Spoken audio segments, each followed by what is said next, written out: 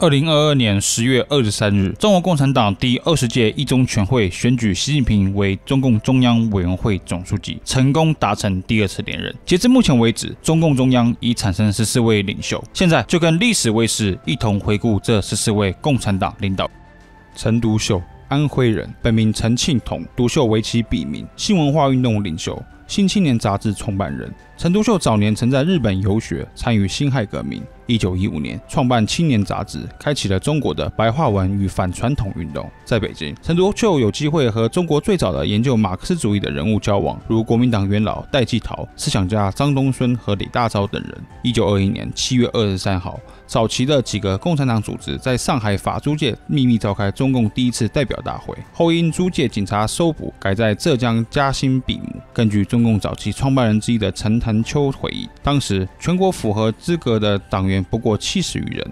会议最后，陈独秀被推举为第1任中国共产党中央局书记。隔年的中共2大选举陈独秀为中央执行委员会委员长，并且在1927年的5大，陈独秀当选为中国共产党第1任总书记。陈独秀任内确立了中国共产党发展的大方向。陈独秀很早就公开主张联合资产阶级的统一战线，同时，陈独秀对于共产国际对中国共产党事务的介入，陈独秀也明确反对，主张中国人自己管中国事务，不愿受共产国际和苏联共产党的制约。1923年，中共3大与1924年的国民党1大共同确立了革命统一战线的方针。然而，陈独秀率领的共产党成功在多个城市爆发工人运动，但他一直对联合国民党有所疑虑，多次向共产国际请示全党退出国民党，可是遭到苏联的弹压，引起了两边强烈的紧张。1927年4月12日，爆发4·12事件，蒋介石领导的国民党右派党员在上海、广州等地开始大规模逮捕、杀害共产党员及其支持者。4月18日，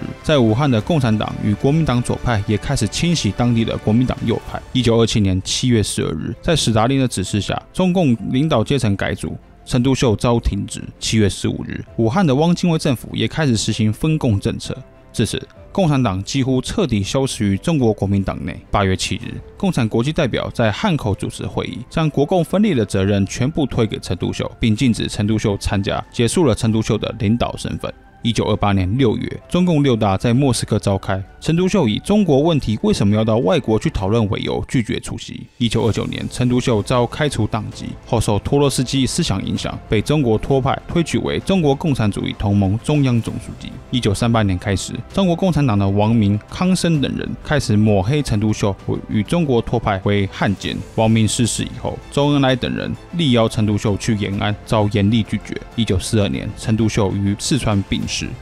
张国焘，江西人，中国共产党与红军第4方面军新建人之一。1921年，中共1大，张国焘当选为组织部主任，为早期共产党的核心人物。1927年，中共5大，当选为中共中央政治局常委。1927年7月12日，陈独秀遭共产国际停职后，张国焘代行总书记职务。1927年8月1日，共产党与国民党左派在南昌策动南昌起义，以回应汪精卫武汉政府的分共政策。然而，共产党国际指示张国焘为代表前往江西，要求暂缓起义，引起党内人士的不满。中共在南昌的起事很快就被国民党军扑灭。而后，张国焘在1928年的中共6大遭共产国际处分批评。1927年8月7日，共产国际代表在汉口召开会议，并选举瞿秋白为临时中央政治局常委，负责党务与主持工作，取代了张国焘。于是，张国焘离开了书记的位置。1930年，张国焘成为红4方面军的主要领导人，是中共当时最强大的武力。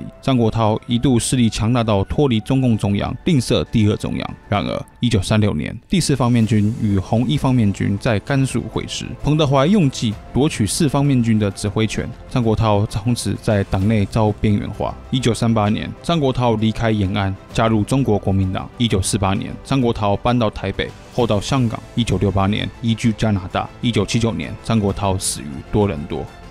瞿秋白，江苏人，著名诗人、翻译家、文学评论家。1921年，瞿秋白在莫斯科加入苏联共产党，隔年才加入中国共产党。1923年，李大钊推荐瞿秋白到上海大学担任教务长兼社会系主任。1924年，国共合作路线确定，瞿秋白加入中国国民党，并负责宣传事宜。1927年的南昌暴动之后，共产国际代表在汉口举行会议，其中瞿秋白被选为中共中央政治局常委，监管农委、宣传部门、党报。并负责主持政治局会议，成为共产党中央总书记。然而，当时中共事业百废待兴，在南昌、广州、长沙等地发动的暴动均以失败告终。1928年，在莫斯科召开的中共6大，瞿秋白代表第5届中央委员会做了政治报告，但是共产国际代表与史大林偏好向忠发的路线，免去了瞿秋白的总书记职务。瞿秋白改为中共驻共产国际代表团团长，在向忠发担任总书记任内，大权旁落，党内实际权力由其他政治局常委所控制。领导阶层出现政争，李立三、王明、瞿秋白等人彼此不服。最终，瞿秋白在1931年政争失败，被迫远离政治事务。同时，上海的中共党组织遭国民党特务连根拔起。1933年，瞿秋白前往位于江西、福建一带的共产党中央苏区。然而，这时的瞿秋白的肺病已十分严重，身体条件无法支持他随红军长征，因而留守南方。1935年，国民党军大破中央苏区，瞿秋白遭枪决。向忠发，湖北人，出生于上海。出身贫寒，早年在华中一带做工人，因为较强的活动能力，成为湖北地区工人俱乐部的领导人物。向忠发以工人身份于1922年加入中国共产党，1925年加入中国国民党。1927年清党以后，共产国际要求中共加强领导阶层的工人成分，向忠发因而被提拔为临时中央政治局委员。1928年7月，中共6大在莫斯科召开，向忠发得到史达林的赏识，成为中共中央总书记。然而，由于向忠发是共产国际钦点的，实际上在中国共产党内并无太深的势力，党内其他知识分子也瞧不上向忠发的理论和文化水平，党的权力主要被其他人把持，如周恩来、蔡和森、李立三与王明等人，但也造成上层领导的不稳定，出现激烈斗争。1931年，向忠发被国民党特务在上海捕获，随后遭枪决。这一起事件造成共产党在上海的地下组织遭到根本性的摧毁。王明原名陈少宇，安徽人。1925年10月加入中国共产党，因为国共合作，同年加入中国国民党，并经过国民党推荐到莫斯科中山大学留学。在俄罗斯，王明学业成绩优异，在数个场合担任翻译，因而参加了在莫斯科举行的中共6大。回国后担任中共宣传部秘书，并在1931年的中共6届4中全会上经苏联推荐当选为中央政治局常委。这时的王明开始掌握党内实权，总书记向忠发被架空。1931年6月22日，总书记向忠发被国民党特务逮捕处死，王明成为代理总书记。之后，王明前往莫斯科，离开了总书记职务，由博古接班。由于王明与共产国际的紧密关系，使得他在党内仍有很大的影响力。然而，1935年中共苏区被国民党攻破以后，王明权势迅速衰弱。1942年开始的延安整风运动，更进一步使得王明等共产国际派丧失话语权与权力。1949年以后，王明已不再担任共产党内重要职务。1956年，王明前往苏联治病，此后再未回到中国。1974年3月23日，王明在俄罗斯发表《中国共产党50年》和毛泽东的叛徒行径一文。4天后，也就是3月27日，于莫斯科病逝。博古，本名秦邦宪，江苏人。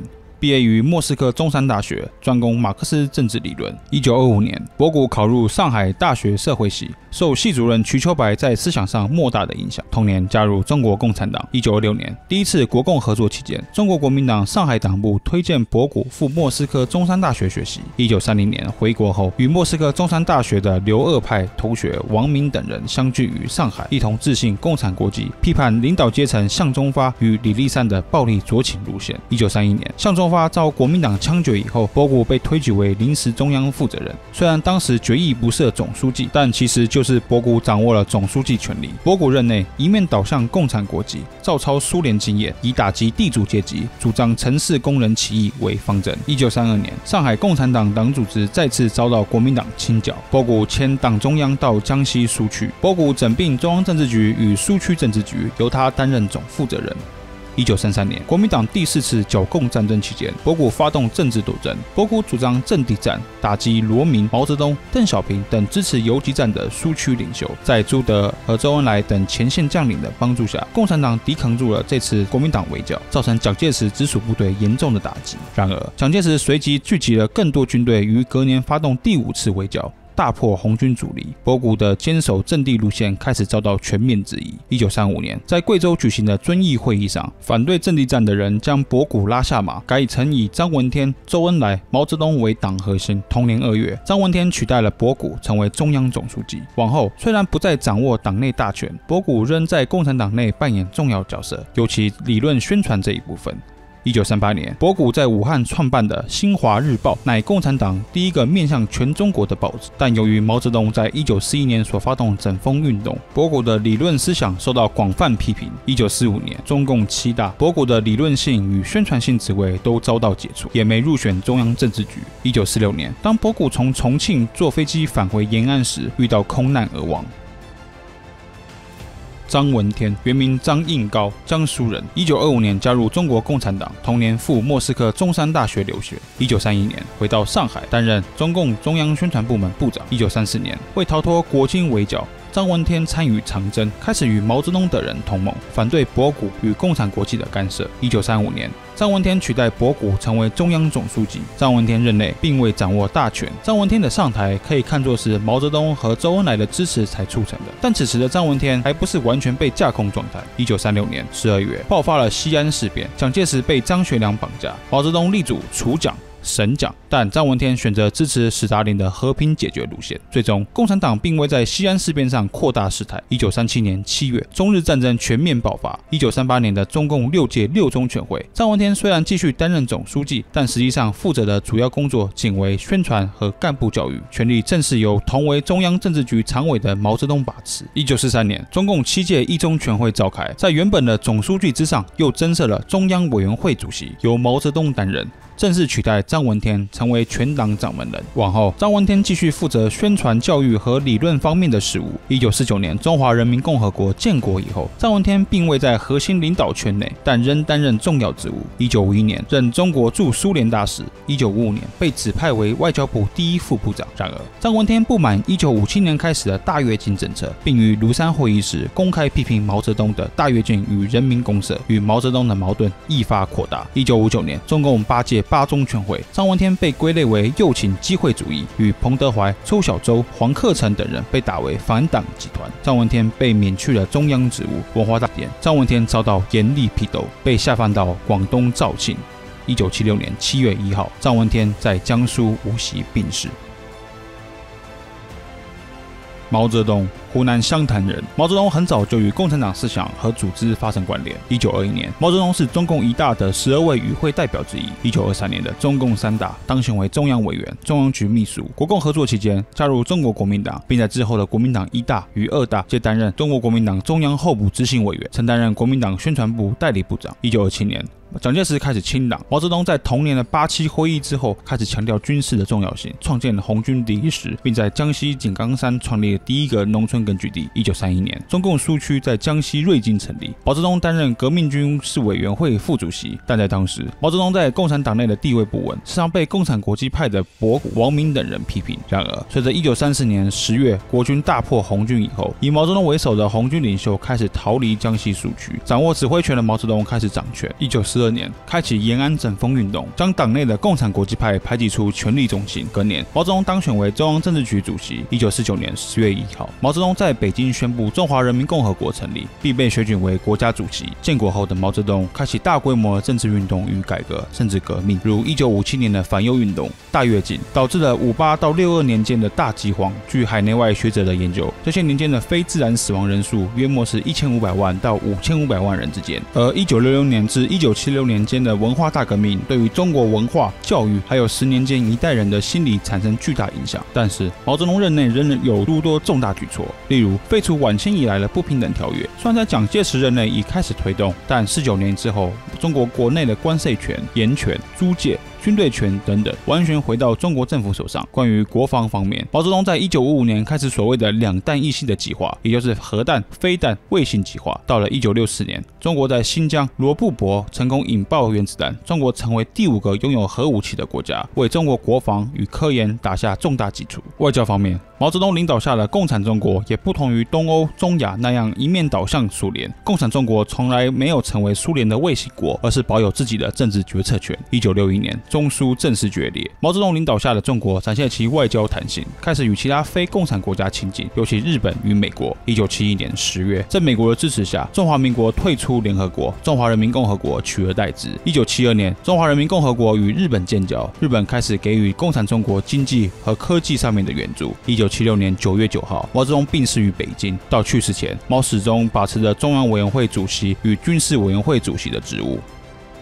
华国锋，原名苏柱，祖籍河南，出生于山西。1938年参加山西交城的抗日游击队，并加入中国共产党。中华人民共和国建立以后，华国锋积极响应毛泽东的农业合作化政策与反右运动，受到毛泽东的赏识。文化大革命期间，华国锋在政坛上开始平步青云。1970年，华国锋成为湖南省委书记。1971年，华国锋被调入北京任职。中南海的激烈政治斗争中，华国锋几乎不做表态，不与四人帮来往，也不同周恩来、叶剑英等人建立联系，仅忠于毛泽东。1976年1月，周恩来去世，华国锋接手国务院任代总理，又同时被指定为中共中央第一副主席，正式成为毛泽东的接班人。同年9月9日，毛泽东病逝，华国锋成为中央委员会代理主席，同叶剑英等人逮捕四人帮。1977年的中共11大正式选举华国锋为中共中央主席、中央军委主席，他同时还担任国务总理，是中华人民共和国史上唯一一位兼任党政军一把手的领导人。华国锋宣布文化大革命结束，并开始农业、工业方面的改革，引进大量的外国技术与投资。外交方面，开始同苏联与美国以外的国家发展关系。然而，华国锋在党内却逐渐不敌元老派，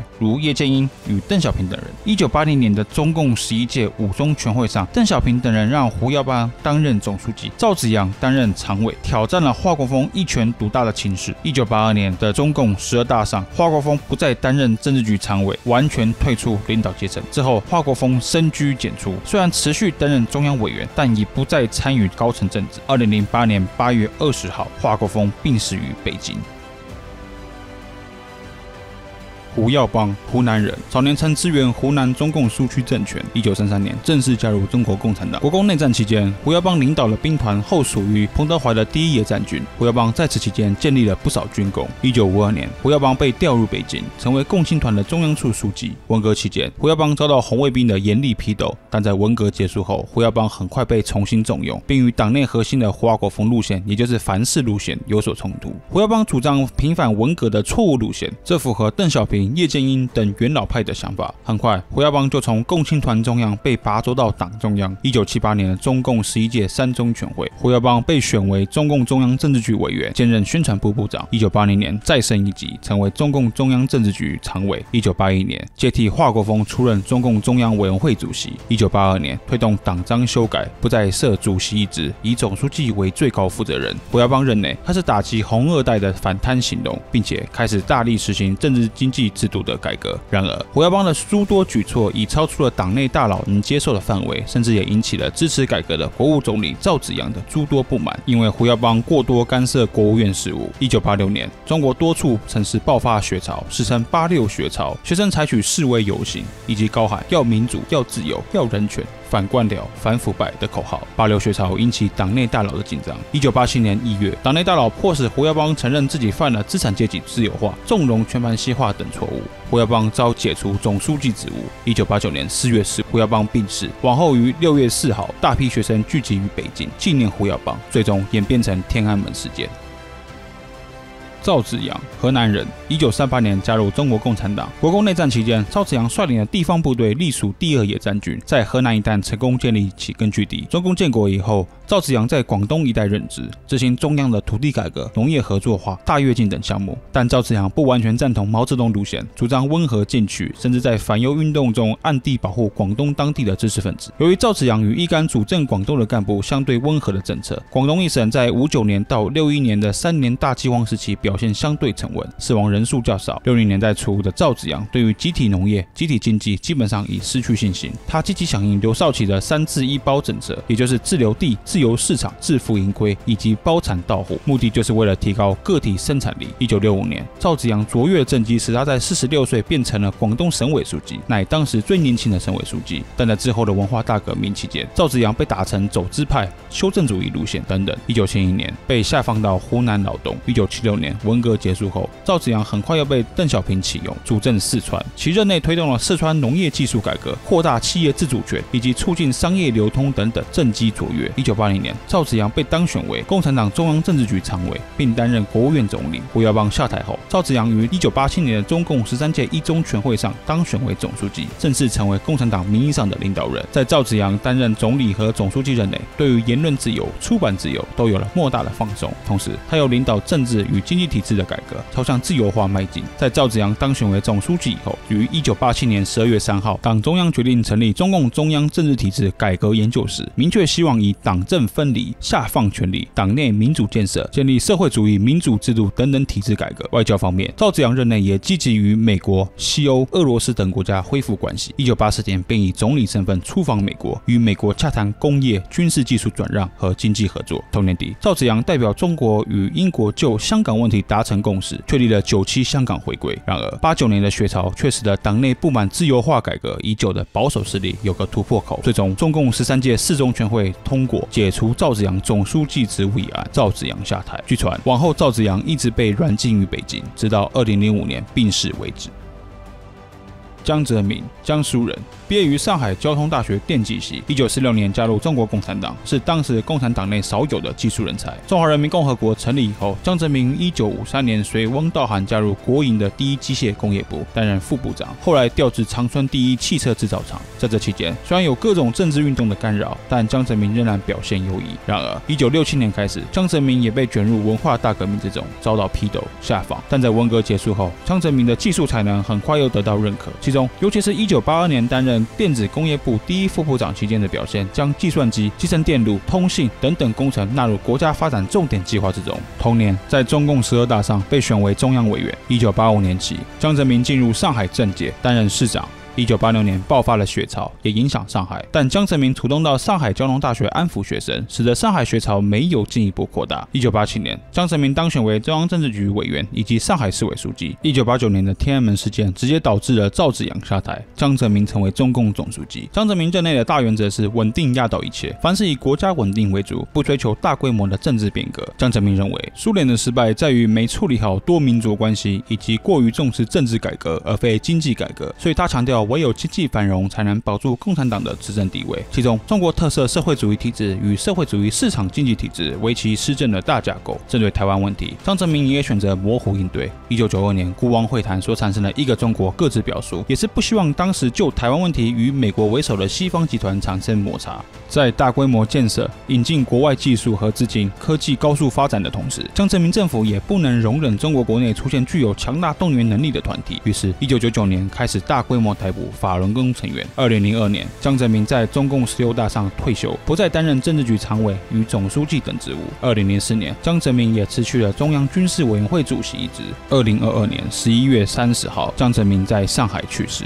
胡锦涛，祖籍安徽，出生于江苏。1959年考入清华大学水利工程系，1964年加入中国共产党。文革时期曾参加红卫兵组织清华大学井冈山兵团414总部，但并未太深入参与文革。1968年，胡锦涛前往甘肃担任水利工程的技术员。文革结束后，胡锦涛在1982年进入胡耀邦的共青团系统，并当选中央候补委员，开始顺遂的仕途。1985年出任贵州省省委书记，开始主政一方，其施政表现良好，使得当时最穷的贵州在经济方面有长足的进步。1987年，胡锦涛当选中央委员。1989年出任西藏自治区党委书记。同年，西藏出现大规模独立运动，胡锦涛宣布西藏戒严，并以武力镇压。1992年，年仅49岁的胡锦涛当选中共中央政治局常委，是最年轻的常务委员。2002年的16届一中全会上，胡锦涛接替江泽民当选总书记，成为全党掌门人。胡锦涛任内开始重新调整国有企业与民营企业的经济比重，许多国有企业凭借国家庞大的资金挹注，开始吞并民营企业，而而2008年的次贷危机之后，国有企业的比例更是上升，被称为国进民退。对外方面，胡锦涛政府在外交上较为平稳，不仅与美国与欧洲国家保持良好关系，与周遭尤其东南亚国家更是积极改善双边交流。2012年中共18大，胡锦涛一次性的辞去总书记与中央军事委员会主席二职，让习近平完全接班。然而2022年的中共20大期间，胡锦涛疑似因为身体问题，在众目睽睽之下被请出会场，引发外界各种揣测。习近平出生于北京，籍贯陕西，中共元老习仲勋之子。1974年加入中国共产党，1975年经由工农兵学院推荐至进入清华大学化工系。1979年毕业以后，文革也已结束。习近平凭借父辈的影响力，他的第一份工作是在国务院和中共中央军委办公厅担任秘书。1982年，习近平开始在地方任职，首先是河北，再来是1985年，习近平被指派为厦门副市长。1993年晋升为福州市委书记，2000年担任福建省省长，2002年转任浙江省委书记，并取得清华大学的法学博士，学位论文为农村市场化研究。2007年调任上海市委书记，并于17届一中全会时当选为政治局常委。2008年成为国家副主席，2010年成为中央军委副主席。2012年的中共18大一中全会，习近平当选总书记，也同时出任中央军委主席，成为全党掌门人。习近平的第一任期专注于打造中国梦，将扶贫、体育、生态保护、摆脱依赖国际贸易、转向内需市场等等列为施政重点。对外方面，习近平政府提出“一带一路”的跨国经济带项目，推动亚洲基础建设投资银行，意在扩大中国的世界影响力。对党内方面，习近平开始大规模打贪行动。18大以来，已有至少300多位中共党政军高层中箭落马，其中包含中央军委副主席徐才厚与郭伯雄，以及中央政治局常委周永康等大佬。在第二任期内，习近平政府持续深化诸如脱贫、改善金融监管等方向。在政治方面，最为重大的举措莫过于修改宪法，取消国家主席和副主席不得超过2届的限制。同时，第二任期的习近平政府重点强调党领导一切的原则，其中深化党和国家机构改革，将党组织的触角延伸到各大机关、执法单位等等。此外，中国许多民企也开始出现党支部的情况，尤其各大互联网公司。内政方面，习近平政府已在2021年的共产党100年大会上宣布，中国各级脱贫，全面进入小康社会。2020年初爆发了新冠肺炎疫情，在习近平政府的清零政策下，很快控制住病毒在中国的传播。然而，2022年时，当其他国家基本上已达成与病毒共存之际，习近平政府仍坚持动态清零政策。值得一提的是，习近平的第二任期内，总理李克强与国务院遭到架空，党政军全面控制在习近平手上。